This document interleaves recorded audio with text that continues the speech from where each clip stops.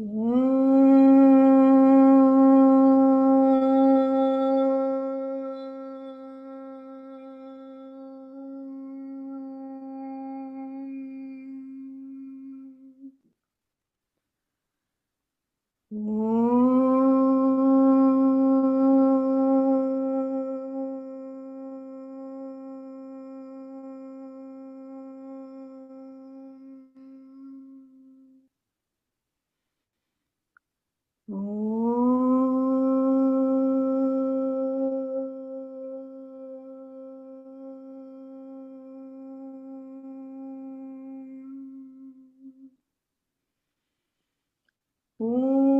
गणानां त्वा गणपतिगं हवामहे कविं कवीनामुपमश्रवस्तमं ज्येष्ठराजं ब्रह्मणां ब्रह्मणस्पत नः शृण्वन्नोतिभिः सीदसादनम् महागणपतये नमः। सदाशिवसमारम्भां शङ्कराचार्यमध्यमाम् अस्मदाचार्यपर्यन्तां वन्दे गुरुपरम्पराम्। ॐ भद्रं कर्णेभिः शृणुयाम देवाः भद्रं पश्येमाक्षभिर्यजत्राः स्थिरैरङ्गैस्तुष्टुवांसस्तनूभिः व्यशेम देवहितं यदायुः। ॐ स्वस्ति न इन्द्रो वृद्धश्रवाः स्वस्ति नः पूषा विश्ववेदाः स्वस्ति नस्तार्क्ष्यो अरिष्टनेमिः स्वस्ति नो बृहस्पतिर्दधातु।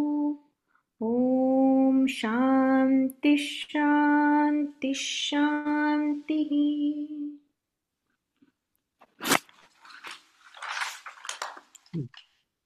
नमस्कार मंडळी, आपण आजचा पुढचा प्रश्न घेणार आहोत. त्याच्या आधी आपण मागचा गोषवारा अमृत वाचून दाखवणार आहे.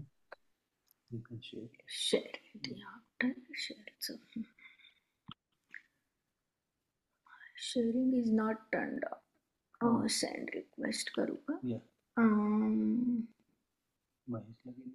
नाही, नीलिमाताई देतील ना. नीलिमाताई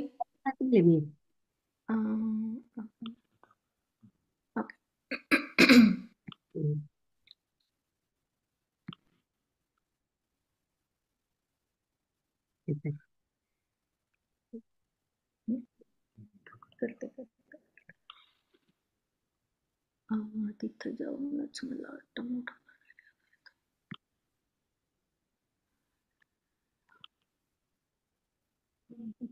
मोठं हे मोठं करायचं, पण ते असं करता येत नाही. आता एकदा शेअर करायला सुरुवात केल्यावर मोठं नाही करता. दिसतंय पण सगळं.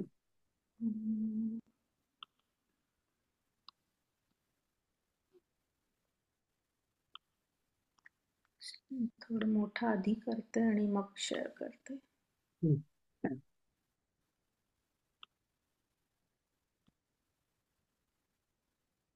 ठीक आहे, एवढं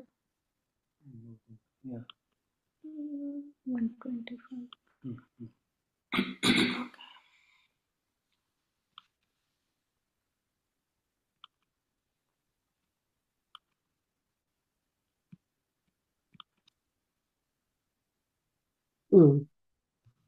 छान येतं.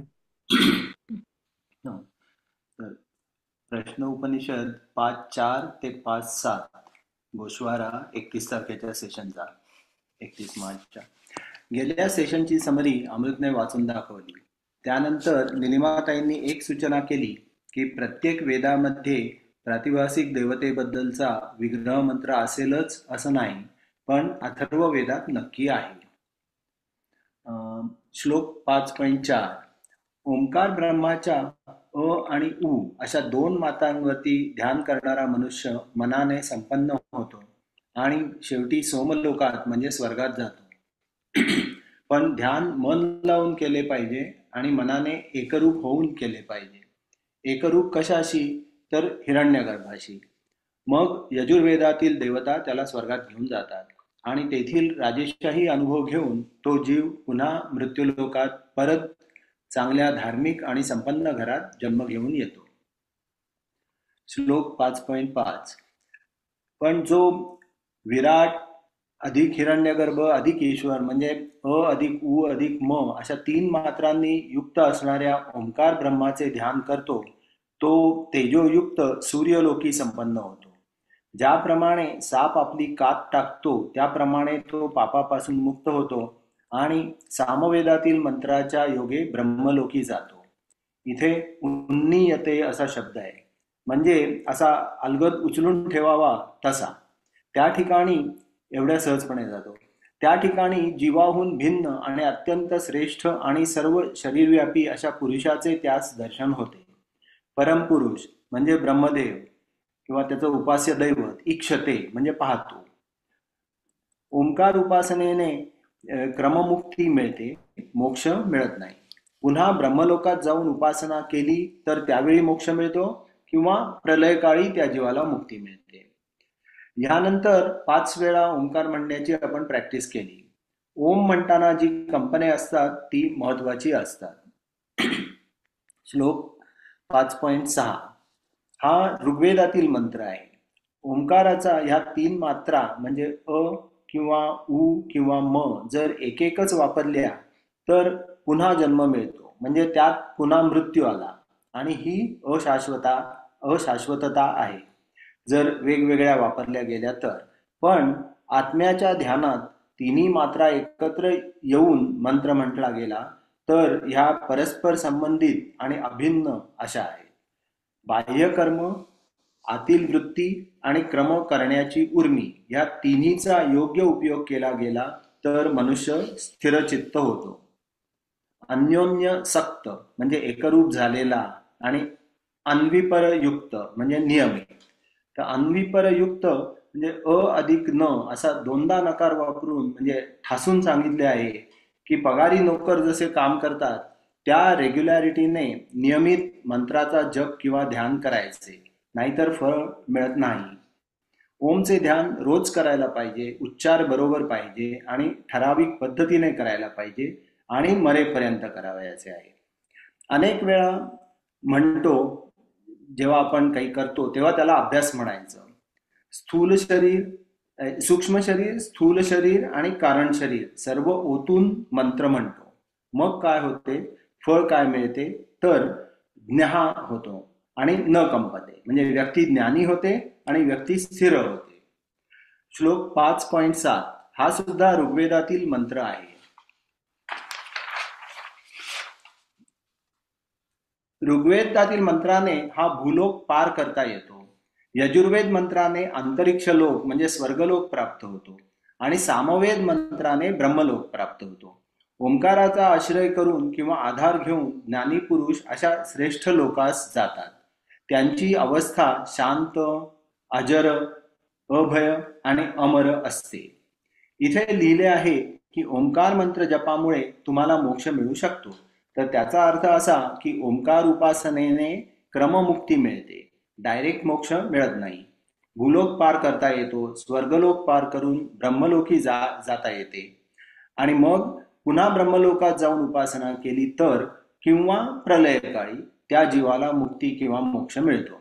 हा क्रममुक्तीचा दुसरा भाग सांगितला आहे. अहम ब्रह्मासी असे होऊ शकते म्हणजे ब्रह्मलोकी जाता येते. हे काय झालं? येथे 5व्या प्रश्नाची सांगत आहे. ब्रह्मास्मी छान लिहिलंय. अस्मी ब्रह्मासी झालंय ते करेक्ट करायचं. करेक्ट अजून एक काहीतरी करायला दिसलं मला. ब्रह्मास्मी. करेक्ट. Very good. छान सांगितलं तुम्ही. आता 5वा मंत्र संपला. आता आपण पुढे जाऊया. तर आपल्याला आज 6वा मंत्र घ्यायचा आहे. त्याच्या आधी मला थोडंसं काहीतरी सांगायचं आहे की आपण आता जो काय मंत्र पाहिला तो ओंकाराच्या बद्दल होता, म्हणजे प्रश्न 5 हा ओंकाराच्या बद्दल होता. पण त्याच्यामध्ये आपल्याला सांगितलं की तुम्हाला क्रममुक्ती मिळेल पण तुम्हाला मोक्ष काय मिळणार नाही. आणि जेव्हा आपण ध्यान करतो तेव्हा म्हणजे आपल्या वेदामध्ये असं सांगितलंय की तुम्ही जेव्हा असं जेव्हा तुम्ही ध्यान करता तेव्हा तुमचा जो देव आहे म्हणजे तुम्ही ज्याचं ध्यान करताय तो इंद्र किंवा वरुण असा म्हणजे आपण जे म्हटलं होतं व्यावहारिक, तसं व्यावहारिक नको किंवा प्रातिभासिक नको. म्हणजे राम किंवा कृष्ण आपण जे म्हटलं होतं तसं नको. जेव्हा तुम्ही हे ध्यान करताय तेव्हा तुम्हाला पारमार्थिक ध्यान करायचंय म्हणजे ब्रह्म किंवा आत्मा यांच्यावरती आपल्याला ध्यान करायचं आहे. आणि दुसरी गोष्ट त्यांनी सांगितली की तुमच्या मनामध्ये मोक्षाची इच्छा पण पाहिजे आणि मग त्याच्यानंतर तुमचा जो काय ओंकाराची उपासना असेल ती तुमची म्हणजे फळ तुम्हाला त्याच्यापासून मिळू शकतं. तर आता आपण 6व्या मंत्राकडे आलो आहोत. तर ऍक्च्युअली 6वा मंत्र हा चौथ्या प्रश्नाशी रिलेटेड आहे. कारण चौथ्यामध्ये आपण आत्मा आणि ब्रह्म याच्याबद्दल बोललो होतो. याच्यात पण आपण त्याच विषयाबद्दल बोलणार आहे. तर इथे एकूण 8 मंत्र आहेत. पण वेदातील सर्व ज्ञान पूर्ण त्याच्यात ओतलेलं आहे असं शंकराचार्य म्हणतात की हा जो 6वा मंत्र आहे याच्यात तुम्ही अभ्यास केला त्याच्यात संपूर्ण वेदातलं ज्ञान इथे घातलेलं आहे. तर पहिल्यांदा आपण सुरू करतो ब्रह्म सत्य जगत मिथ्या इथपासून त्याची सुरुवात होते. आणि त्याच्यानंतर अनेक आपले जे महावाक्य आहेत म्हणजे काही काही वेदामध्ये जे असे महत्वाचे वाक्य असतात ती सगळी वाक्य याच्यामध्ये आलेली आहेत. तर हा जो प्रश्न आहे खूप महत्वाचा आहे. पण मग आता असं म्हणता येईल की मग हा त्यांनी शेवटी का बरं ठेवला. तर अध्यात्मामध्ये एक म्हण आहे की सगळ्यात महत्वाचा विचार हा सगळ्यात शेवटी सांगितला जातो. त्याच्यासाठी ते एक अशी उपमा देतात की तुम्ही जपाची जर माळ पाहिलेली असेल समजा त्याच्यात 108 मणी असतील, तर ते जे मणी असतात ते आधी घातले जातात आणि मेरू मणी म्हणजे जिथे तुमचं संपतं किंवा सुरू होतो जग तो शेवटी घातला जातो. तर मेरुमणी खरं म्हणजे खूप महत्वाचा असतो पण तो सगळ्यात शेवटी घातला जातो. तसं अनेक लिखाणामध्ये आपल्याला सगळ्यात महत्वाचा जो विचार असतो तो सगळ्यात शेवटी सांगितला जातो. तर या 6व्या मंत्राच्या उत्तरात वेदातील महावाक्य आहे आणि वेदातील महत्वाचे विचार पण आहेत. असे एकूण 9 वाक्य म्हणजे ही महत्वाची वाक्य आपल्याकडे येणार आहेत. आणि त्याच्यापैकी 4 जे आपले उपनिषद आहेत तैत्तरीय उपनिषद, अ, छांदोग्य उपनिषद, मुंडक उपनिषद आणि बृहदारण्यक उपनिषद या 4 उपनिषदांचा इथे संबंध येणार आहे. म्हणजे त्यांच्यामध्ये जे काही सांगितलंय ते आपण इथे पुन्हा शिकणार आहोत. आणि आमचे जे स्वामी आहेत स्वामीनाथनजी त्यांनी ह्या मंत्रातील या प्रश्नातील एकेका मंत्रावरती त्यांनी 8 ते 10 क्लासेस घेतलेले आहेत आणि इतकं त्यांनी सगळ्या गोष्टीला महत्व दिलंय. अर्थात आपण तेवढे क्लासेस घेणार नाही पण मला वाटलं होतं की आपल्याला एकाला एक क्लास असेल त्यापेक्षा जास्त क्लासेस होऊ शकतात असं दिसतंय म्हणजे जेव्हा आपण वाचतोय याचं सगळं किंवा. तर आपण आता पुन्हा जसं आपण चौथ्या मंत्रात बोललो होतो तसं आपण ब्रह्म आणि आत्मा याच्याकडे पुन्हा परत जातो. आणि अर्थातच वेदातला तो सगळ्यात महत्वाचा विषय आहे.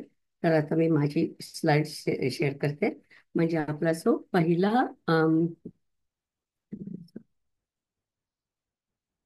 पहिल्या प्रश्नाचा मी स्लाइड शेअर करते.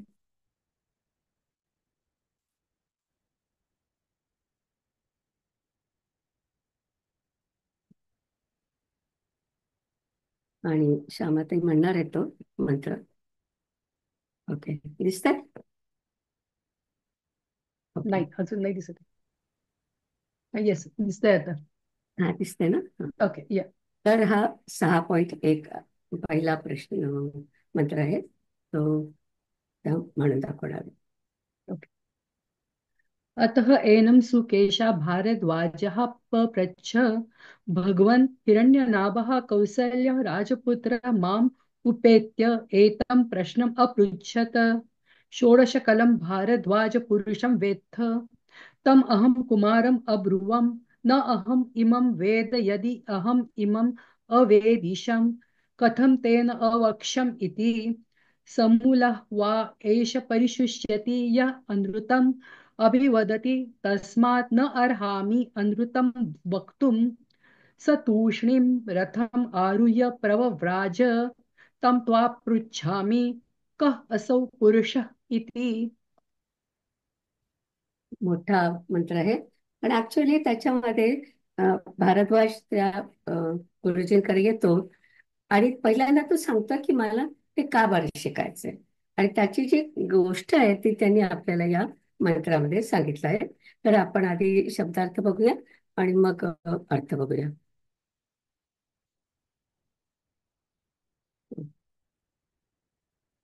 तर अर्थ म्हणजे शब्दार्थ असा आहे की अतः भारद्वाज सुकेशा.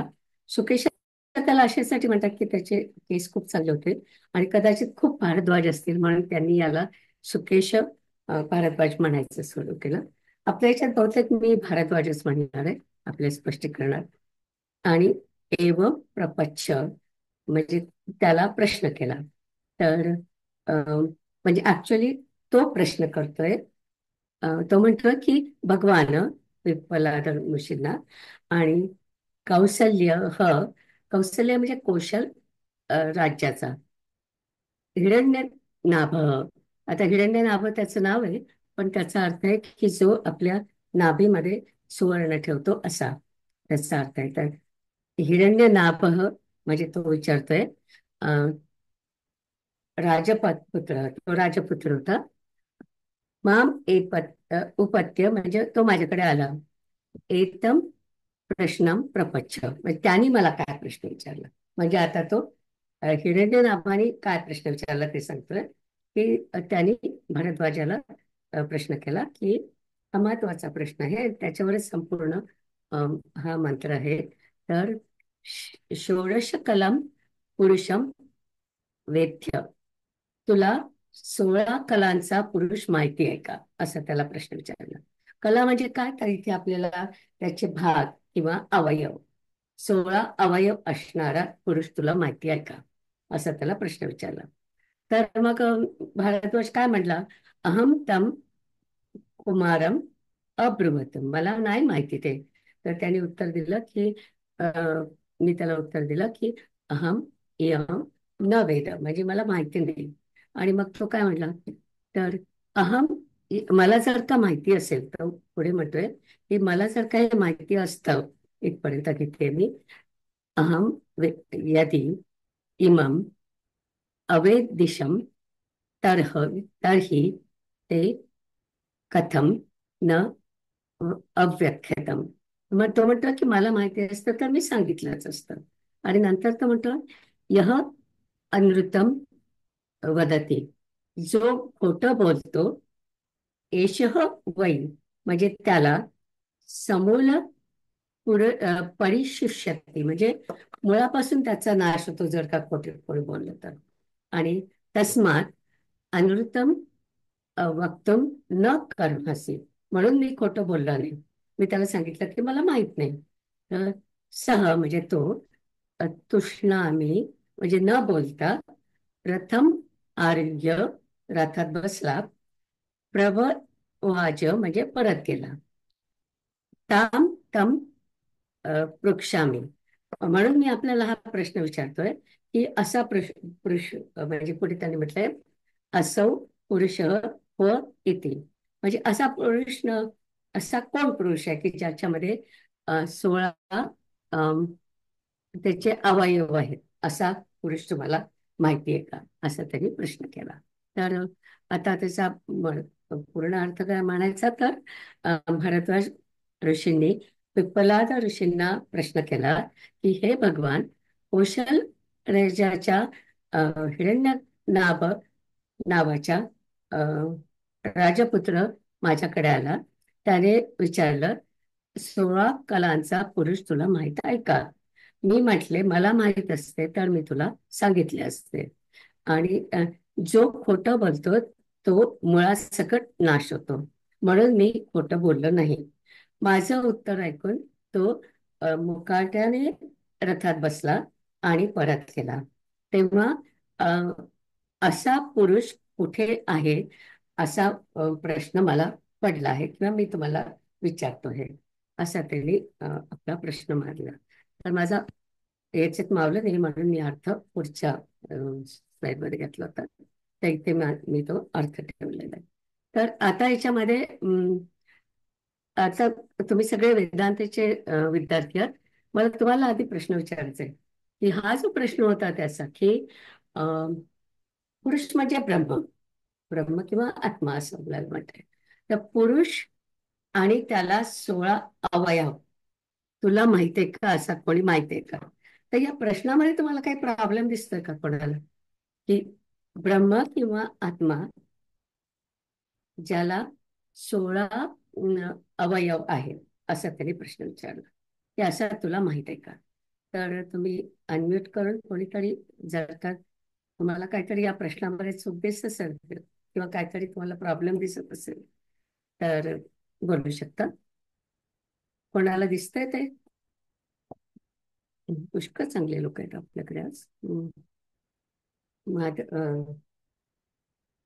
कोणाला दिसतंय की ब्रह्माला 16 अवयव असतील, असा तुम्हाला कोणी माहित आहे का? ब्रह्म म्हणजे परमब्रह्म त्याला म्हणायचं. Anyone? माधुरी, जयश्री, श्यामताई, माधवी, ब्रह्माचे अवयव असं ते म्हणतात ते. मी तो ईश्वराचीच माहिती विचारतोय ना, की ब्रह्मांचीच ब्रह्म ब्रह्म माहिती विचारते, परब्रह्म. पण परब्रह्माची माहिती हा, विचारतोय. मग ज्योत्स्ना ताई काय वाटतंय परब्रह्माला तुम्हाला? अवयव कसे असतील सर? अवयवच नसतात हा, म्हटल्यावर मग अवयव कसे असतील मला तेच. अवयव एक्झॅक्टली 16 अवयव एक्झॅक्टली कसे बरोबर आहे तुमचं. हा. कोण बोललं याच्या आधी? मला दिसू शकत नाही नावं. मी जयश्री. जयश्री, हा बरोबर आहे जयश्री तुझं, की आपल्याला पहिल्यांदा वाचल्यानंतरच असं वाटतं की ब्रह्म आणि ब्रह्माला अवयव कुठून असतील, असा आपला प्रश्न आहे. तर अर्थातच आपल्याला त्याचं उत्तर पण बघायचं आहे. तर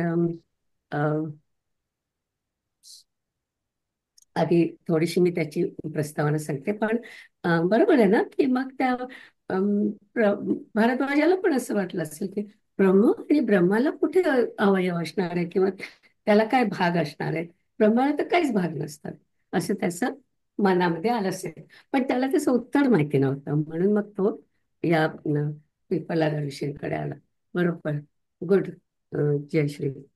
आणि तर आधी आपण थोडीशी त्याची प्रस्तावना आहे ती आपण बघूया, की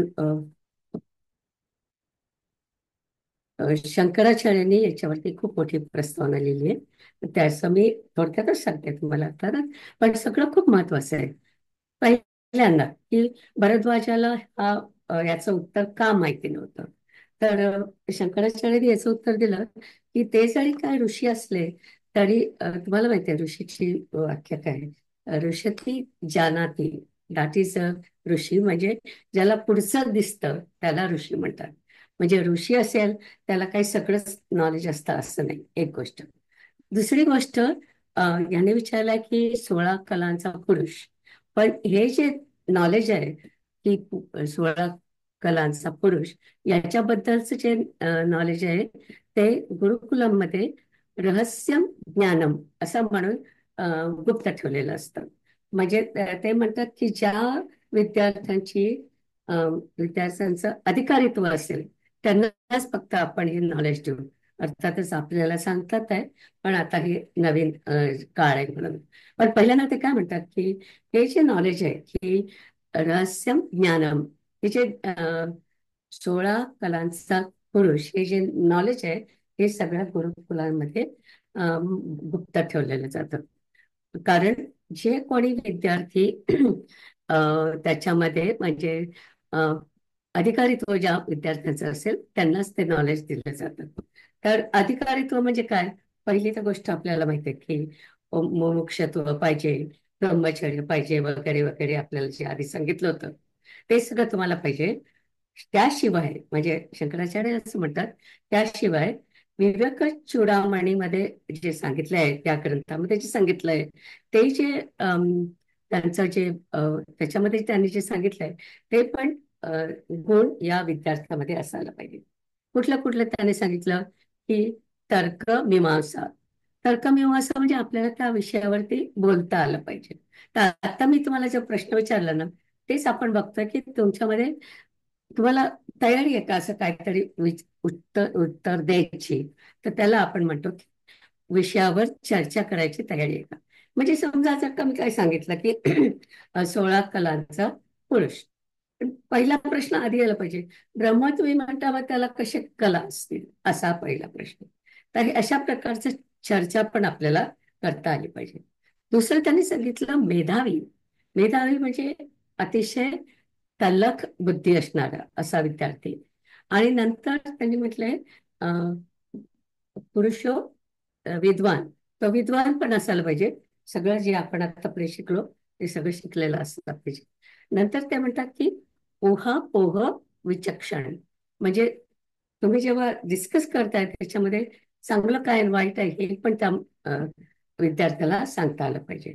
आणि त्याशिवाय आपल्या धर्मामध्ये जे काही मार्ग आहेत की अद्वैत मार्ग, सांख्य मार्ग, न्याय, मीमांसा, याच्यातला फरक पण त्याला माहिती असायला पाहिजे.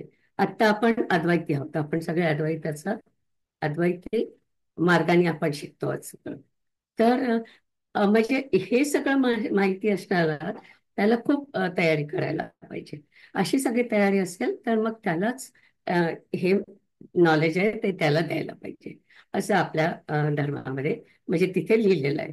म्हणून मग हे नॉलेज जे आहे की 16 कलांचा पुरुष, हे सगळं हे नॉलेज सगळ्यांना नसतं.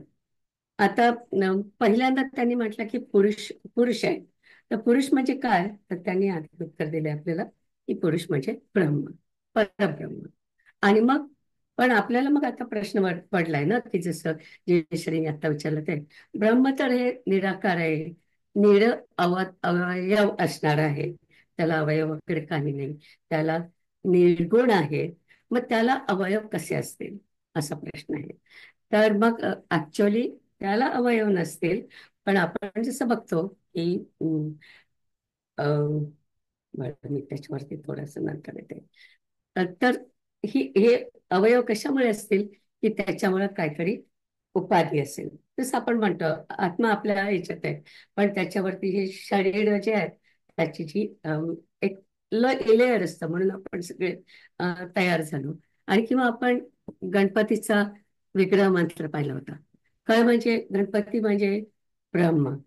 पण ब्रह्म असून सुद्धा आपण त्याची एक प्रतिमा आपल्या पुढे डोळ्यापुढे येण्यासाठी त्यांनी असं वर्णन केलंय ना की अं, 4 हात आहे त्याला, त्याचं काय म्हणतात, तो जो मी तुम्हाला मागच्या वेळी मंत्र सांगितला होता, एकदंतं चतुर्हस्तं. एकदंतम चतुर्दिस्त.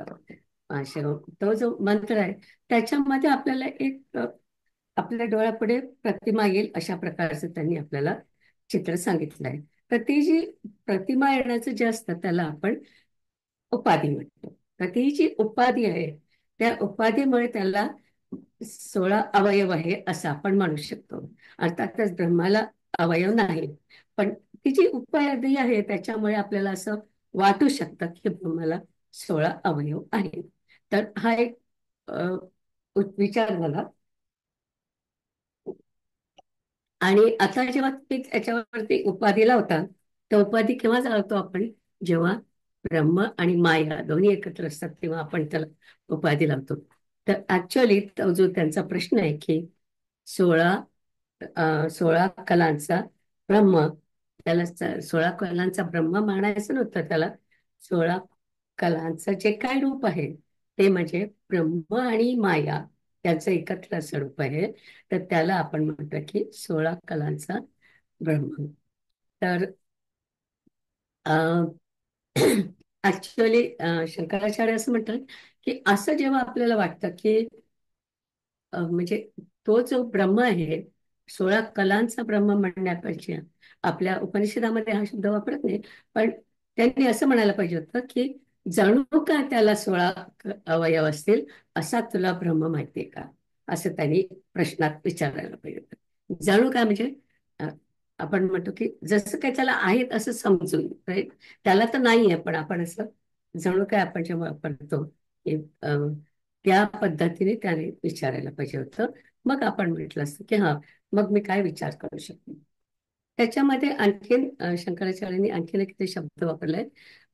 मी माझ्या नोट्स मधून वाचते. अ, आत्मन अविद्या आरोपित रूप. म्हणजे तुमची जी अविद्या असते, अविद्या म्हणजे माया, अविद्या तुमची जी आहे त्याच्यामुळे तुम्ही त्याच्यावरती एक आरोप करताय किंवा त्याला एक असं समजताय की त्याला असं असं रूप आहे, त्याला 16 कला आहेत किंवा त्याला 16 अवयव आहेत. तर म्हणून त्यांनी म्हटलं की हे जे रूप आपण म्हणतोय की 16 कलांचा ब्रह्म, ते अ, आत्मन अविद्या आरोपित रूप असं आपल्याला म्हणता येईल त्याला. कारण ऍक्च्युअल ब्रह्माला तर काही नाहीये, आपण त्याच्यावरती इम्पोज करतोय की तुला 16 अ, कला आहेत. तर आत्मा किंवा ब्रह्म त्यांना काही कला नाही, त्यांना काही अवयव नाही. पण आपण इथे ह्या गोष्टी गृहीत धरतोय. अर्थातच मग तिथे माया आली. माया म्हणजेच अनादी किंवा आपलं जे अज्ञान असतं त्याला आपण माया म्हणतो. तर मग एकदा तुमची माया आली, तुमचं अज्ञान आलं, की तुम्ही कशालाही कोणालाही शिंग लावू शकता, नाही का. म्हणजे कशालाही काही आपण म्हणू शकतो. कारण तेव्हा आपण इमॅजिन करतोय की आता ब्रह्मा जे आहे त्या ब्रह्माला 16 अवयव आहेत. तर अशा प्रकारे आपण जसं आपण म्हटलं गणपतीचं काम, गणपती म्हणजे ब्रह्म, पण मग त्याचं अ, खूप त्याचं डोकं म्हणजे त्याला खूप बुद्धी होती, म्हणून त्याचं आपण हत्तीचं तोंड तिथे घेतलं आपण. तशा प्रकारची कल्पना आपण काही करू शकतो. मग शंकराचार्य असं म्हणतात की खरं म्हणजे आता ही जी आपण षोडश कलम पुरुष आपण जे म्हणतोय, ही जी नवी कल्पना आपण तिथे आणतोय, त्याला आपण काल्पनिक असं म्हणू शकतो. कारण आपण त्याच्यावरती इम्पोज करतोय की तुला 16 अवयव आहेत. आणि अं, षोडश कलम अ, पुरुष हे भारद्वाज कधीही शिकला नव्हता, आणि म्हणून तो काय म्हणतो की मला ते माहित नाही. आणि वेदामध्ये किंवा हे सगळी श्रुती आपण शिकतोय, तुम्ही मला पण खूपदा ऐकलं असेल की मी म्हणते की हे मला माहित नाही, मी अभ्यास करून सांगेन. कारण जेव्हा तुम्ही श्रुती शिकताय तेव्हा तुम्हाला मनाने स्वतःच्या काही शिकवता येत नाही. जे काही तुम्ही शिकता तेवढंच तुम्हाला सांगायचंय. तुम्हाला जसं काय कळलं असेल तशाप्रमाणे तुम्ही सांगाल. पण आपल्या मनाने त्याच्यामध्ये काय आपल्याला घालता येत नाही की हा हा, म्हणजे षोडश म्हणजे आमगाव गाव असेल, असं कधीही म्हणता येत नाही जेव्हा आपण श्रुती शिकतोय तेव्हा. श्रुतीमधला सगळा शब्द महत्वाचे असतात. तर म्हणून हा भारद्वाज जो असतो तो त्यांना म्हणतो की मला माहित नाही. आणि खरं म्हणजे जेव्हा हे मोठे लोक असतात ना किंवा कोणीही एखादा शिकलेला माणूस असतो, अगदी छोटीशी गोष्ट आहे की एकदा मी इथेच एका गुरुजींना इथे भेटलेले होते. गुरुजी म्हणजे इज नॉट गुरुजी, ते शिकवतात अ, कॅलिफोर्नियामध्ये, माझ्यासारखेच आहेत ज्यांनी बाकी सगळं केलंय आणि मग आता शिकवत आहेत. तर ते जेव्हा शिकवत आहेत त्यांनी काहीतरी त्यांना कोणीतरी प्रश्न विचारला आणि त्यांनी त्याच्यावरती गेस केला. म्हणजे त्यांना त्यांना जे काय वाटलं त्यांनी गेस केला. तर तसं गेसिंग आपण वेदांतामध्ये करत नाही. वेदांतामध्ये आपण जे काय शिकलो असतो तेवढंच आपण शिकवत असतो. त्याच्यामध्ये आपल्या वेदामध्ये अ, खरं बोलणं हे खूप महत्वाचं आहे. आणि म्हणून तेव्हा जो भारद्वाज म्हणतो की म्हणजे मला माहित नाही, आणि हे म्हणणं खूप अवघड आहे. तर याच्यामध्ये भाष्यकार आपल्याला म्हणतात की त्याच्यामध्ये त्यांना दोन शंका आहेत. की एक तर म्हणजे अ, त्या अ, तो जो काय राजकुमार होता तो त्याच्यानंतर घरी गेला, म्हणजे तो परत गेला. तो परत गेला कारण त्याला असं वाटलं असेल राजकुमाराला की अ, हे स्वामी म्हणजे ऋषी जे आहेत ते ऋषी ब्राह्मण आहेत, आणि मी ब्राह्मण नाही, म्हणून कदाचित त्यांनी मला सांगितलं नसेल. आणि दुसरं त्याला असं वाटलं की त्यांना कदाचित असं वाटलं असेल की हे मी ज्ञान घ्यावं इतकी माझी म्हणजे आपण जे मगाशी म्हटलं की प्रत्येक विद्यार्थ्याला तेवढं काय म्हटलं आपण अ, त्या व्यक्तीला त्या विद्यार्थ्याला तेवढी अधिकार कॅपेबिलिटी पाहिजे. ती अधिकार त्याच्या हा, तर ती त्याच्यामध्ये कॅपेबिलिटी नसेल म्हणून त्यांनी मला शिकवलं नाही.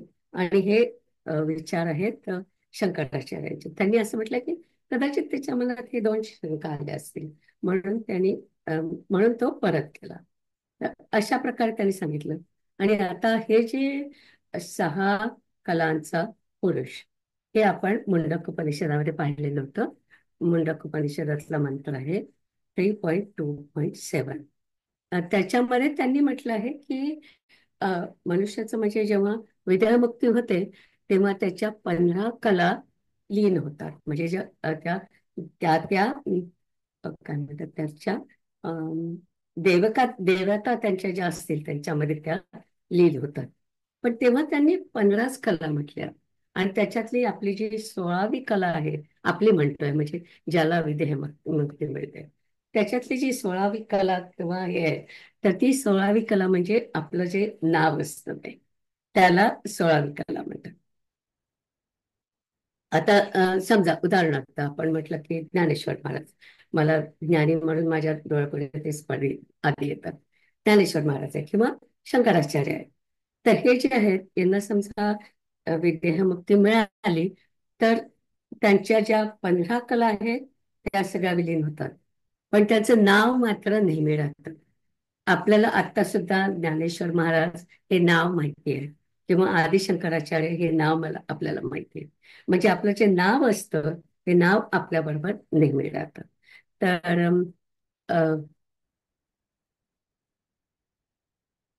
ओके. तर मी पुन्हा त्या सत्याबद्दल बोलली.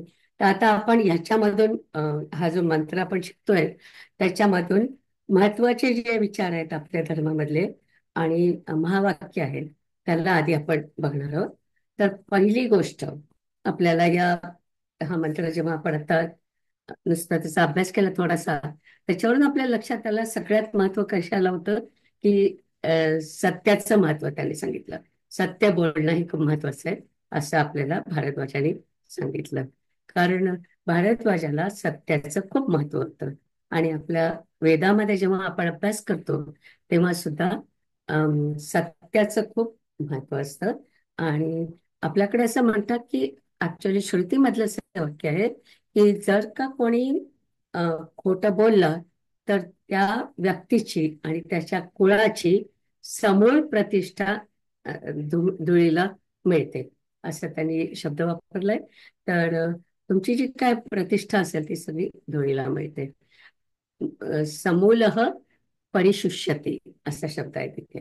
त्याचा अर्थ तुमची जी काय आतापर्यंत तुमची आणि तुमच्या कुळाची जी काय प्रतिष्ठा असेल ती धुळीला मिळते. तर आध्यात्मिक व्यक्ती आणि साधक हे सहसा सहसा नाही म्हणता येईल मला कधीच असत्य बोलत नाही. खोटं बोलणाऱ्याला आणखीन आपल्या धर्मात असं सांगितलं असं शंकराचार्य सांगतात की समजा कोणी जर का खोटं बोलला तर त्याला पुढच्या पुढचा जन्म कुठल्या तरी प्रकारच्या प्राण्यामध्ये त्याचा जन्म होतो.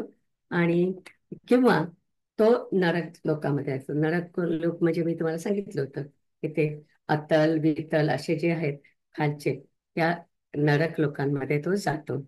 तर तो म्हणजे ते आपल्या धर्मामध्ये सांगितले असं ते सांगतात. तर आपण मुंडक परिषदामध्ये पाहिलं होतं की सत्यमेव जयते हा महत्वाची शिकवण आपल्याला तिथे त्यांनी दिलेली होती. आणि ही जी शिकवण आहे की सत्यमेव जयते हे आपण मुंडक उपनिषदात शिकलो. पण त्याचं जे काय स्पष्टीकरण आहे किंवा त्याचं आता या भारद्वाजाने तेच फॉलो करायचं ठरवलं. त्याशी आपण आता 2 उपनिषद एकत्र बघतोय. मुंडक उपनिषदामध्ये आपल्याला हे जेव्हा सांगितलं की सत्यमेव जयते जिथे हे शिकवलं जातं त्या उपनिषदाला महोपनिषद असं म्हणतात. महोपनिषद असं म्हणतात. आणि त्याच्यानंतर त्याचं स्पष्टीकरण जेव्हा उपनिषदात आपल्याला पुन्हा दिसतं, जसं आता आपण बघितलं की भारद्वाज ते फॉलो करतोय, तर ते जे असतात त्या उपनिषदाला ब्रह्मणो उपनिषद असं म्हणतात. ब्रह्मणो उपनिषद. तर हो हो, काय झालं? मी काय केलं का? तुम्ही काही शेअर करताय का? आता तो फक्त मंत्र 6.1चा अर्थ दिसतोय आम्हाला. हा हा, तेवढाच आहे, तेवढंच आहे आता. तेवढंच आहे. नाही, मी ते बदलायला गेले आणि माझा स्क्रीन गेला आहे नाही. आता पुन्हा उघडते मी. आणि आतापर्यंत मी जे बोलले ते मी अं, प्रस्तावनेमध्ये मध्ये घातलेलं होतं. तर या गोष्टी आपण बोललो ऑलरेडी. आणि त्याच्यानंतर मुंडक उपनिषदाचं मी ते सांगितलं. त्याच्यानंतर आपण सत्यमेव जयते म्हणतो. आणि सत्यमेव जयते हे आपल्याला मुंडक उपनिषदामध्ये सांगितलं होतं. तर त्याला आपण समूहोपनिषद म्हणतो. आणि मग हे प्रश्नोपनिषद आहे त्याला ब्रह्मणोपनिषद म्हणतात. जेव्हा केव्हा आपल्याला त्याचं प्रतिबिंब दिसतं की जे काय शिकवलं होतं आधी त्याचं आता भारद्वाज ते फॉलो करतोय, तर त्याला ब्रह्मणोपनिषद म्हणतात. आणखीन आता प्रश्न असा आहे की हा म्हणजे आमच्या अं, स्वामी परमार्थानंद हा प्रश्न एका गृहस्थाने विचारलेला होता की तो म्हटला, स्वामीजी आम्ही तर सतत खोटं बोलतो. आता या जगात राहायचं तर अगदी गॅस नाही आला तरी आपण आधी त्या माणसाशी खोटं बोलतो. इथपासून आपण सगळीकडे खोटं बोलतो. मग आपण काय करायचं? तर हे स्वामी परमार्थानंदांचं उत्तर आहे की ते म्हणे की दर दरवेळी तुम्हाला जेव्हा नाही, त्यांनी दोन गोष्टी सांगितल्या. एक म्हणजे खोटं बोलता तुम्ही जेव्हा तुम्हाला आवश्यकता आहे तेव्हा तुम्ही खोटं बोलता. कधी कधी तुम्हाला कारण नसताना तुम्ही खोटं बोलता. जसं काही मी म्हटलं की मी ना कॉलेजमध्ये होती तेव्हा मला खूप चांगले मार्क मिळाले होते. आणि जर का मिळाले नसतील तरी पण आपण सांगतो या मग कॉलेजमध्ये होते तेव्हा मला खूप चांगले मार्क मिळाले. हे उगाचच आपण खोटं बोलतो ना आपण कधी कधी. तर त्यांनी हे विचारलं की म्हणजे आता काय करायचं? मग तो म्हटलं की आपण कधी कधी कारण असताना खोटं बोलतो. समाजामध्ये राहायचं तर आपल्याला खोटं बोलावं लागतं. आणि मग दुसरं म्हणजे आपण कधी कधी कारण नसताना खोटं बोलतो. तर स्वामीजी म्हणले की तुम्ही जेव्हा कारण नसताना जेव्हा खोटं बोलता तेव्हा तुम्ही प्रायश्चित्त घ्यायला पाहिजे. प्रायश्चित्त काय? तर म्हणे की प्रत्येक खोटं तुम्ही जेव्हा बोलता तेव्हा 108 वेळा गायत्री मंत्र म्हणायचा. तर म्हणजे आता प्रत्येकाने बघा आपण किती खोटं बोलतो आणि मग त्याच्यावरती 108 वेळा मंत्र म्हणायचं. हे जस्ट प्रायश्चित्त आहे. ओके. आणि मग एक आपल्या मनाशी गाठ बांधायची की आता याच्यानंतर कारण नसताना मी काय खोटं बोलणार नाही. आता समजा मी तुम्हाला सांगितलं की मला खूप कॉलेजमध्ये असताना खूप चांगले मार्क मिळाले. तुम्हाला वाटेल अरे वा निलिमा खूप हुशार आहे असं वाटेल. आणि तेवढ्यासाठीच मी हे खोटं बोलते. तर असं बोलायचं नाही असं आपल्या मनाशी ठरवायचं. तर ती एक प्रतिज्ञा आहे की अनृतम च न व्यक्तम. म्हणजे मी उगाचच खोटं बोलणार नाही अशी एक मनाशी आपल्या प्रतिज्ञा करायची. तुम्हाला काही कोणी विचारणार नाही घेऊन की तुम्ही खरंच बोलताय का खोटं बोलताय. पण ही आपल्या मनाची जी धारणा असते त्याच्यासाठी तुम्ही कारण नसताना खोटं बोलणार नाही अशी तुम्ही एक प्रतिज्ञा करायची असं स्वामीजींनी सांगितलं. आणि मला वाटलं की ते पण खूप महत्वाचं आहे की आपल्याला खरंच कधी कधी खोटं बोलावं लागतं.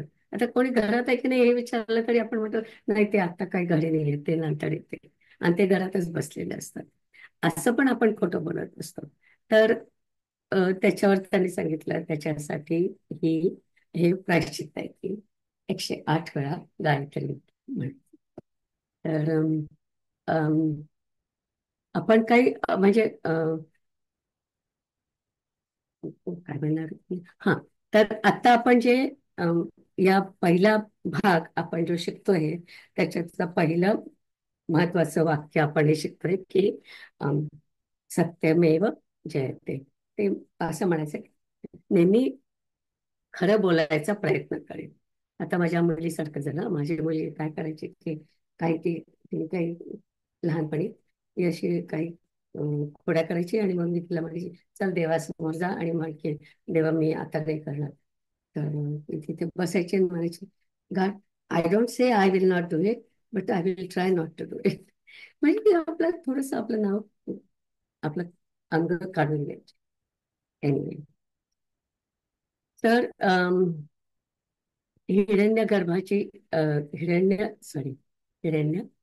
नाभाची हिरण्य नाभाची गोष्ट आपण शिकलो. त्याच्यावरून षोडश कलम पुरुष हा त्याचा प्रश्न होता. आणि तो जो प्रश्न आहे तोच त्यांनी आपल्या पिप्पलाद ऋषींना विचारलेला आहे. आणि इथे आपल्याला त्याने सांगितलं की पुरुष म्हणजे काय? पुरुष म्हणजे चैतन्य. पुरुष म्हणजे चैतन्य म्हणजे ब्रह्म आणि आत्मा अशा प्रकारे.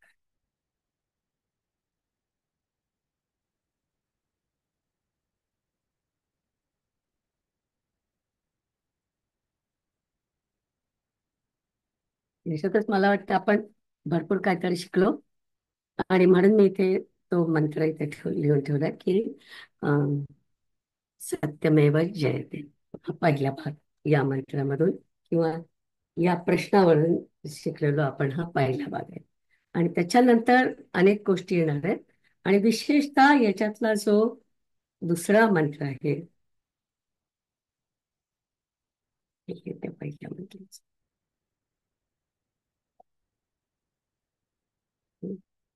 हा जो दुसरा मंत्र आहे त्याच्यावरती खूप मोठं स्पष्टीकरण आहे. आणि ते स्पष्टीकरण करण्याच्या आधी आपल्याला 16 कलांचा पुरुष हे आपल्याला समजून घ्यायचंय. पहिल्यांदा पुरुष म्हणजे काय? तर पुरुष म्हणजे ब्रह्म किंवा आत्मा, याच्याबद्दलच आपण बोलतोय. आणि मग दुसरा महत्वाचा प्रश्न म्हणजे ब्रह्म आणि आत्मा तुम्ही जर का म्हटलं तर मग त्याला 16 कला नाहीत. याचा अर्थ तिथे आपली माया आहे. आणि आपल्याला माहिती आहे की ब्रह्म जे आहे ते निराकार आहे. आणि अं, जर का आपण ते असं म्हटलं तर हा जो पुरुष आहे आणि ह्या 16 कला म्हटलंय, 16 अवयव आहेत, त्यांचा काय संबंध आहे? त्याच्यानंतर आपल्या मनात प्रश्न येतो की त्याच्या काय 16 कला म्हटलंय किंवा 16 अवयव म्हटलंय, त्याचा काय अर्थ आहे? कोणत्या आहेत त्या 16 कला? ते आपल्याला बघून घ्यायचे. त्याच्यानंतर महत्वाचा विचार जो आहे की अं, षोडश कला त्यांनी जे म्हटलं आहे, त्या षोडश कला समजा समजा आपण म्हटलं ब्रह्माला षोडश कला आहेत, त्याला 16 अवयव आहेत. पण त्याचा आणि जगाचा किंवा आपला काय संबंध आहे ते पण आपल्याला माहिती असायला पाहिजे की आपल्याला कशासाठी शिकायचंय. तर समजा ब्रह्माला तुम्ही म्हटलं 16 कला आहे, मी म्हटलं 25 कला आहे, पण त्याचा काय संबंध आहे जगाशी आणि आपलं जे काय आयुष्य आहे त्याच्याशी षोडश कलांचा काय संबंध आहे? हा आणखीन एक प्रश्न आहे. तर असे जे आपले जे प्रश्न आहेत की पहिला म्हटलं की अ, पुरुष म्हणजे काय, आणि मग 16 कला म्हणजे काय, आणि मग पुरुष जर का ब्रह्म असेल तर ब्रह्माच्या आणि अ, म्हणजे ब्रह्माला अशा कला कशा काय असतील तर ते आपल्याला बघायचं. नंतर षोडश कला म्हणजे काय ते आपल्याला बघायचं. नंतर षोडश कलाचा आणि आपल्या आजच्या जगाचा काय संबंध आहे, असे सगळे प्रश्न आपल्या पुढे येणार आहेत. तर पुढचा जो प्रश्न आहे म्हणजे सॉरी, पुढचा जो मंत्र आहे तो मंत्र खूप महत्वाचा आहे. आणि मी आज काही सुरू करत नाही, पण पुढच्या वेळी मात्र आपण हा बघणार आहोत. आणि त्याच्यामध्ये पिपलाद ऋषी एकदम ब्लंटली आपल्याला उत्तर देतात आहे. पण तेच उत्तर आपल्याला फक्त बघायचं आहे आणि बाकीचं त्यांचं जे स्पष्टीकरण आहे ते आपण पुढच्या वेळी बघूया. तर आणि श्यामाताई, मी हा मंत्र म्हणतो 6 3.6 3 शुअर. पॉईंट. म्हणते, तस्मै सः उवाच इह हा. एव अन्तःशरीरे सौम्य स पुरुषः यस्मिन् एताः षोडश कलाः प्रभवन्ति इति. ओके. बस तेवढंच आहे. एक छोटासा मंत्र आहे पण त्याच्यामध्ये खूप अर्थ आहे. आणि त्याच्यामधूनच आपल्याला खूप बाकीचे पण महावाक्य शिकायचे आहेत. तर पहिल्यांदा तस्मै म्हणजे त्याला, सह सह उवाच म्हणजे त्याला म्हणाले. कोण म्हटलं? विप्रलदर्शी म्हणाले त्याला. सौम्य म्हणजे पुन्हा प्रिय शिष्य. सह तो, पुरुष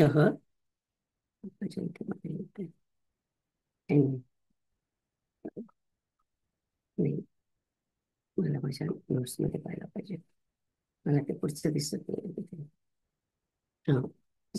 सह म्हणजे तो, पुरुष इह अंतःशरीरे. पुरुष प्रत्येक शरीराच्या अंतर्भागात असतो. वर्तते यस्मिन म्हणजे त्यामध्ये, एतः षोडशकलाः प्र- प्रभवन्ति म्हणजे त्याच्यातून 16 कला उत्पन्न होतात. प्रभवंती खूप सुंदर शब्द आहे. त्याच्यामधून म्हणजे ओरिजिनेट म्हणतो ना आपण, तशा तिथून ओरिजिनेट होतात आणि त्या 16 कला पुढे येतात. तर त्याचा अर्थ आपण घेतला तर, हे प्रिय शिष्या, ज्यामध्ये 16 कला उत्पन्न होतात, असा पुरुष शरीराच्या म्हणजे आपल्या शरीराच्या, मनुष्याच्या किंवा सगळ्यांच्या शरीरात अंतर्भागात राहतो. त्यांनी उत्तर देऊन टाकला. हा कुठे असतो तर आपल्याच अंतर्भागात असतो अर्थातच. तर म्हटलं तसं या मंत्रावरती अनेक अनेक लेक्चर्स लोक देतात, फक्त या मंत्रावरतीच, कारण त्याच्या संदर्भाने अनेक गोष्टी आपल्याला शिकायच्या असतात म्हणून. आणि तर आणि ह्याचाच अर्थ प्रिरेक्विजिट काय आहे, तर मी तुम्हाला सांगितलं तसं आपले हे जे 5-6 प्रश्न आहेत की पुरुष म्हणजे काय, 16 कला म्हणजे काय, आणि त्या कोणत्या कला आहेत, आणि त्याचा आणि आपल्या जगाचा काय संबंध आहे, हे सगळे प्रश्न आपल्याला आधी बघायचे आहेत. आणि मग आपण तर म्हटलं तरी तर आता आपण इथे थांबूया.